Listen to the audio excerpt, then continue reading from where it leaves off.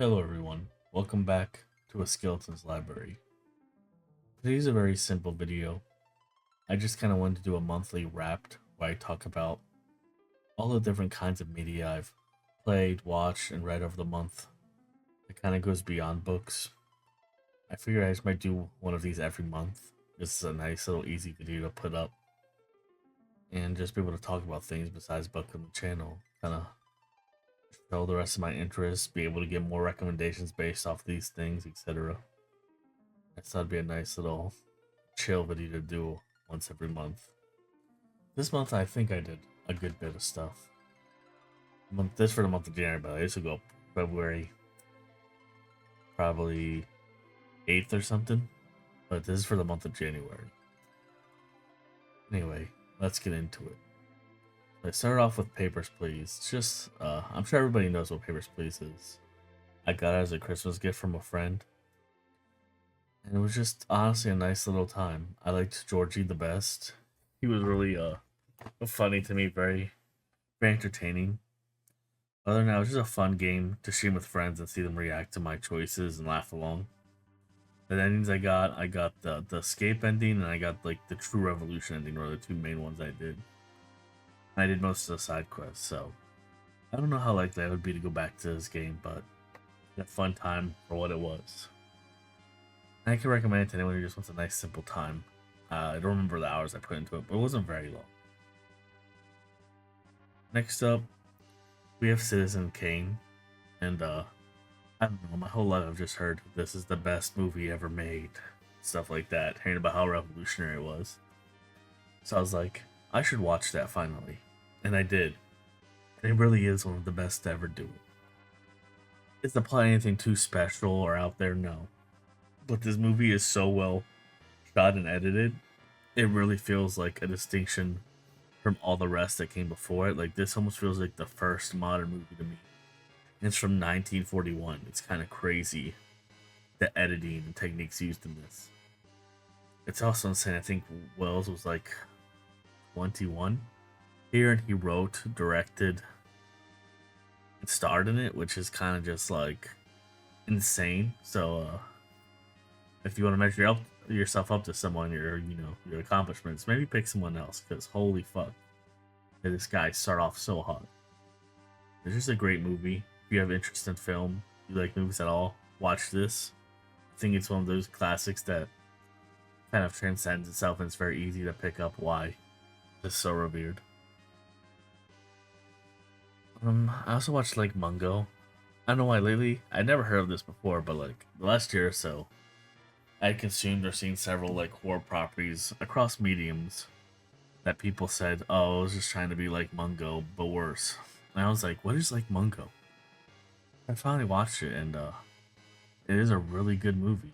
I like the mockumentary style it takes, and how it manages to build so much tension and unease without really showing anything crazy or like no jump scares. It's just a really good atmospheric film that does a lot with the little it has. And it's kind of sad. Like, I feel like most ghost stories are just ooh scary. But it's really sad seeing this family and how they deal with grief and memories and things left behind. Like all these subjects and themes it's tackling. It really just feels more sad than like scary, which I think is very unique for a ghost story. So I appreciated it a lot for that. Also, just like good acting all around. The family is very believable. The Avatar movies, 2 and 3 specifically. This is just because I saw the first Avatar movie when I was a kid. I didn't really think much of it. Like, I don't think I cared that much about it at all. Over the years, man, I've just seen Avatar fans and they seem so happy. Like, they just seem to love life. I'm like, damn. I guess I'll see what the hype is about. And yeah, it's just a fun spectacle film. Do I think it's anything like super deep or unique? No. But it's like, I can see why these make so much funny, because they're almost like the quintessential blockbuster movie, but like decently written. And I found this one a lot more engaging with the family rather than it being like Jake Sully only in the first one pretty much, and Navi. I think the family and the kids really tie this in and make it something more special and like let you as the audience member grasp onto it easier. It was just a nice time. Again, very beautiful movie. I don't think it's anything super special. It's just it's a good time in theaters, and I think that's what these movies are mainly meant to be. So after that, we watched the third one. Of course, everybody was going crazy over the fire chick. Once again, just a funny time. Warch is such a funny character though, because online you see all these LARPers try to make these big epic speeches for them, and like it's funny because in reality he's such like a simple, humorous character. Like he's just so silly. All these grand speeches, and he's just like cracking fucking stupid jokes, and like has the most basic motivations of all time. And then you see some posts being like, the villains are more interesting than Avatar. These two are the most simple characters in the whole movie, and it's not even close. Like, it is just, I want revenge. And it's, I'm evil, I like taking over, because, you know, my goddess didn't respond to me. Like, very surface level motivations, over the top. Porch, I feel like is clearly going to get a redemption arc. It's just, I think they're fun as mirrors, you know, to Jake Sully and Avi, but other than that, Avi, is that even her name? Isn't it the race? Oh, I don't remember her name. I don't remember the kid's name. I only remember Jake Sully. And Forge, I'll be honest, I only remember because I read it on my phone just now. I don't remember her name. I don't remember anyone else except Spider because he has a dumbass name. And I feel like this guy can't really act. Besides that, Avatar movies are just a fun time. Definitely movies you should watch in theaters though if you're interested. That's really where the experience comes from. Next up we have Marty Supreme. And of like the Good Time, Uncut Gems, and Marty Supreme kind of trilogy with the Safdies, this is my favorite by a good bit, I feel like, followed by Good Time and then Uncut Gems. I think it's like, to me, it's just such a great case study of like the carnivorous nature of the American dream and the things greatness can cause somebody to do, not only in the heights they reach, but like the things they're willing to sacrifice and destroy around them. It's also full of great performances. Chalamet knocks out the park. Paltrow knocks out the park. Odessa knocks out the park. Honestly, it's funny. I saw everyone praising like Mr. Wonderful, is that his name? Mr. Wonderful, Kevin O'Leary's performance. And I watched it, I'm just like, he's literally just playing a less evil version of himself. Like, anything crazy. Even Tyler the Creator does a really good job in this. Again, it was kind of like knockout performances to me. It's a really good time. A movie you can easily just watch again. Like, I want to watch it again. I wanted to watch it again like the day after I saw it in theaters. I still want to watch it again now, but I'm just waiting for it to come out digitally so I can show it to my friend, essentially. I feel like an underrated aspect of this movie is also the soundtrack. It's like 80s synth, and the movie takes place in the 50s, but it really just works with the movie and the hectic nature of Marty and his life. I just found it really fucking enjoyable. Again, watch this if you haven't. It's definitely worth the Oscars it's nominated for. Well, we have KMFDM Symbols. Just kind of like a perfect industrial album. Pretty much all bangers. Music is kind of like the medium of art I'm the least interfaced with. I mostly just listen to music in my car in the 15-minute drive to work. So I don't really know how to describe things I like with it or anything. My friend would do much better as he's a rapper, but for me, I'm just like, I like all the music.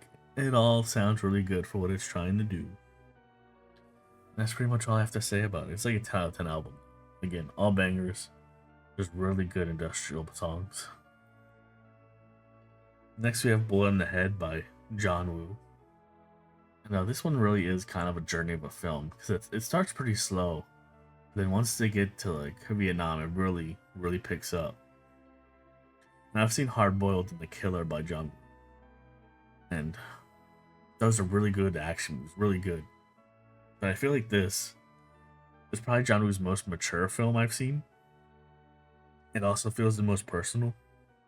Like, I don't know, it just feels like he has a lot. He's like trying to say something with this film. He's trying to make these super deep characters, and not to like say Hard Boiled is like whatever. You know, it's one of the greatest action films of all time. This just to me clearly feels like something deeper he was trying to make and like say something. And so I really enjoyed it for that reason. Again, slow start, but I think it's more worth it for what comes afterwards. I like really love the journey you have with these characters. Just really good. And of course it's John Woo, so there's still great action. Up we have Chungking Express by Wong Kar-wai. I just love Wong Kar-wai. He, no one, vibes wise, he's kind of a master. Like, it's hard to express. I feel like his films are more about emotion and capturing feelings more than anything else. I feel like he's such a good emotional emotional storyteller and so good at capturing like specific vibes. Most of his movies take place in Hong Kong during like eras where like times were about to change and Britain was about to like give it back to China, I believe, or something along those lines. I can't recall specific history, but essentially his how he captures Hong Kong always feels so distinct, and it really feels like a city forgotten by time. And he also does so good at capturing like the clunky loneliness of a city. Like you can have somebody surrounded by people, but feel so intimate, and the character doesn't feel like crowded. I like it's so hard to explain to me, but again, he just he has some of the most vibe based movies out there, and they're all good. I really like this one. I think the second half was way more intriguing to me than the first, and it was a great performance by all the characters. Again, I think it would probably be one of the weaker Wong Kar-wai's I've watched so far, but the weakest Wong Kar-wai is like a 7, and still something you can put on and be like, God damn, this is a beautiful movie. I definitely watched this one though, very rewatchable. Next up, we have Max Payne 2, which I've been playing through the Remedy catalog for my gaming channel. To kind of make some big videos about them, and I don't know. I just love this game. I'm not gonna say too much about it. It really does feel like an upgrade to the first in every single way. Though I think I still prefer the first just because it makes me laugh and has like that goofy charm that I feel this one lacks a bit. But pretty much every step, this is an upgrade from Max Payne 1. It's kind of crazy. Like I think it's a 2-3 year gap between this and the first one, but it feels like more like at least 5. It's really impressive how much quality has just improved all across the board. Max Payne is one of my favorite characters in all of fiction. Go watch it. Go play it if you somehow have it. Neuromancer, again, the books I'll just touch on quickly because I've done most of these on the channel reviewed. Great book, probably one of my favorites. You can see how it inspired a whole genre. Go read it for yourself, or watch my, non-spoiler review, and see what's so good about it. Great book, easy to see why it influenced so many things.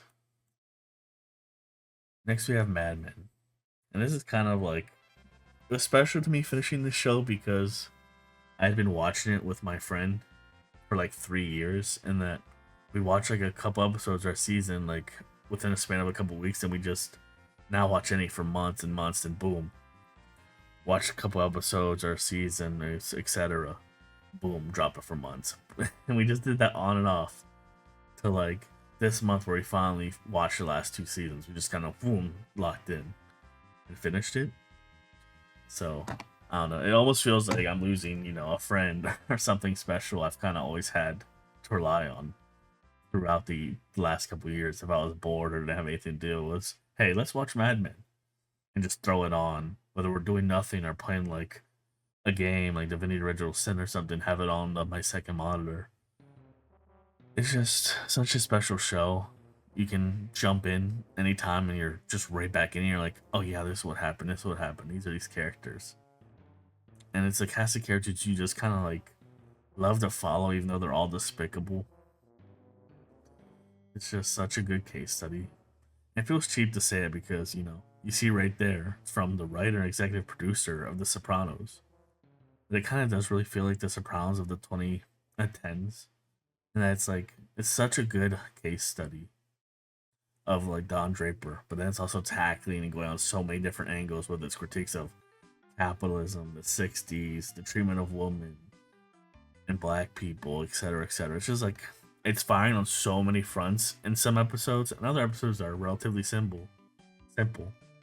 But other episodes, it's like five different themes, and it's tackling them all very well with layers. It's kind of a master class. I think this is definitely going to be one of those shows that is in the league with The Sopranos, The Wire, Breaking Bad, Better Call Saul. This, I think, yeah, it's kind of like that prestige level TV that will be remembered as the classics for years to come. Just watch it. I can't say much more than that. Next up, we have UFC 324. I'm a casual MMA fan in that I mainly watch UFC and mainly big cards and some fight nights. Like nothing too deep. It's just my little sport I'm into. Yeah, I don't know.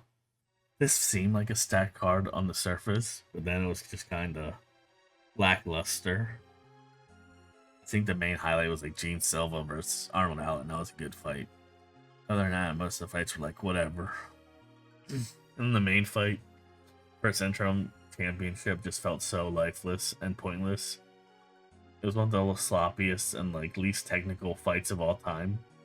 It was entertaining, but like the winner of this is interim champion, and he has to fight Ilya Topuria next. Like none of these guys are beating him. They're getting slumped.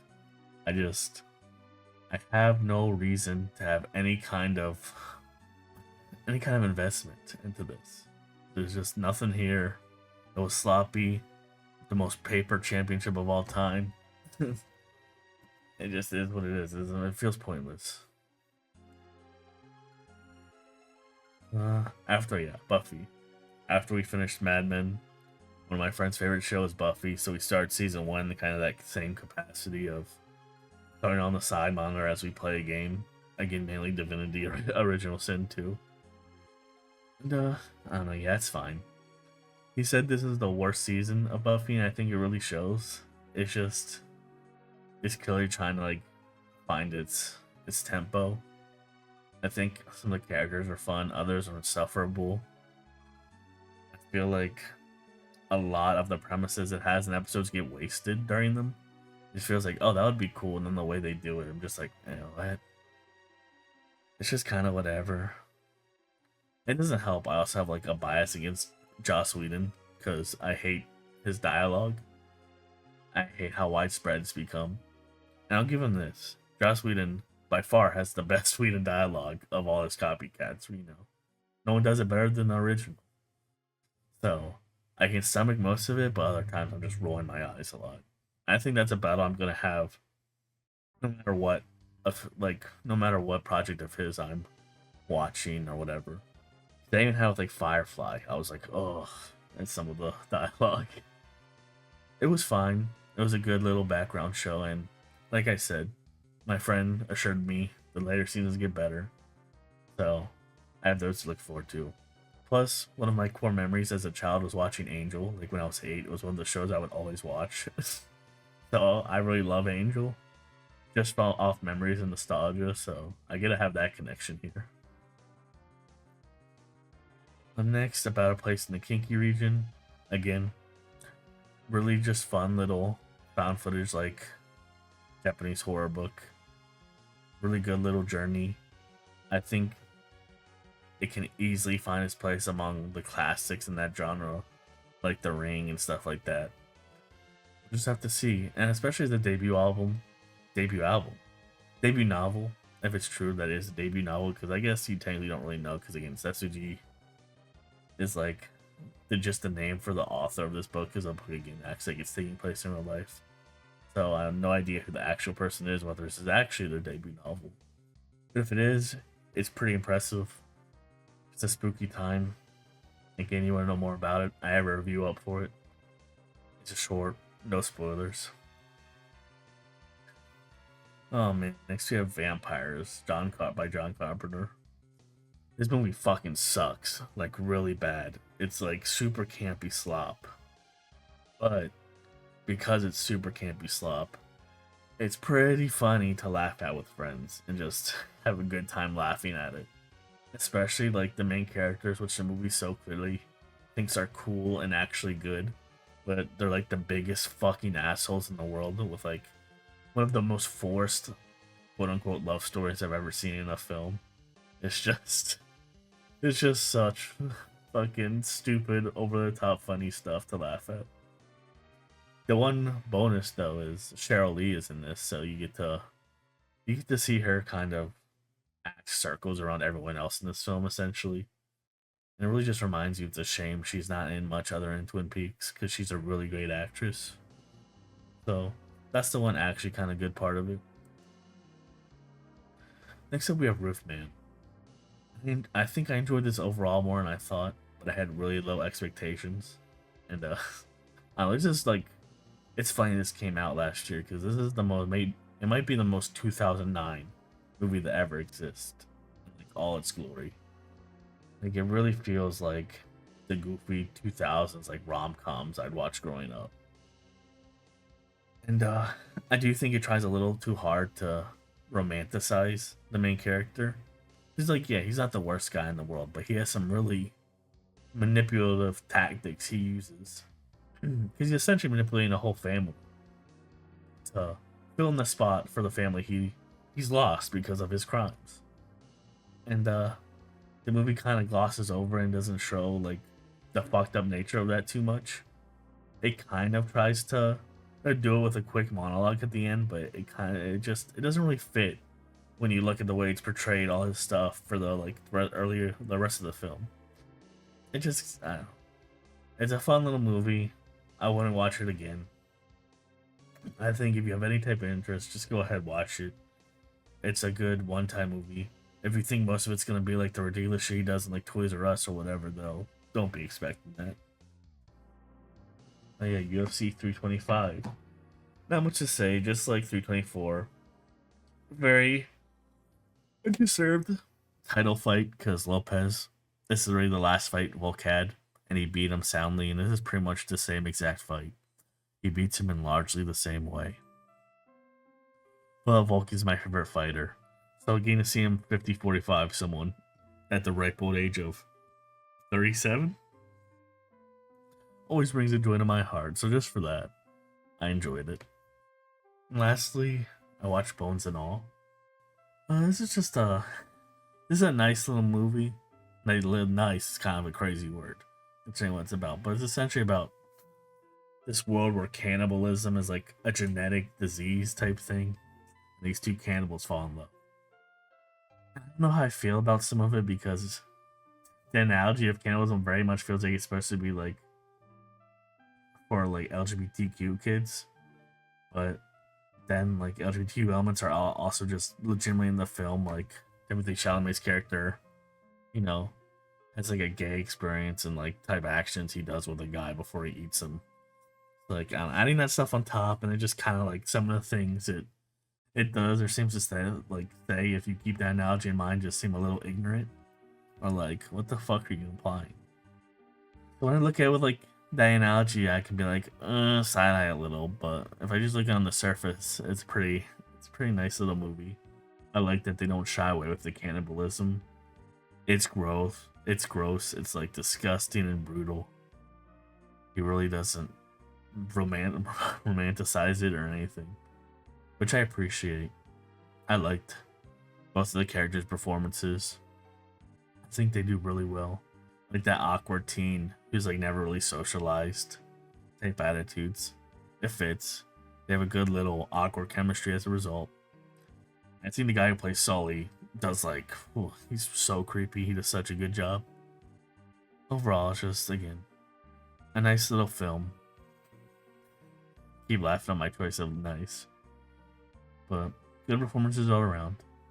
And that was the last thing I consumed this month.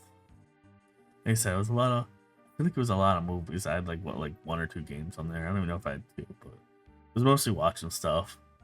Like I said, it was a productive little month. It was a good time overall. And yeah, I'll probably do one for each month, I imagine. Unless I go a month without really watching, playing, or doing anything. Other than that, it was just nice going over everything, and I'll see you guys next time.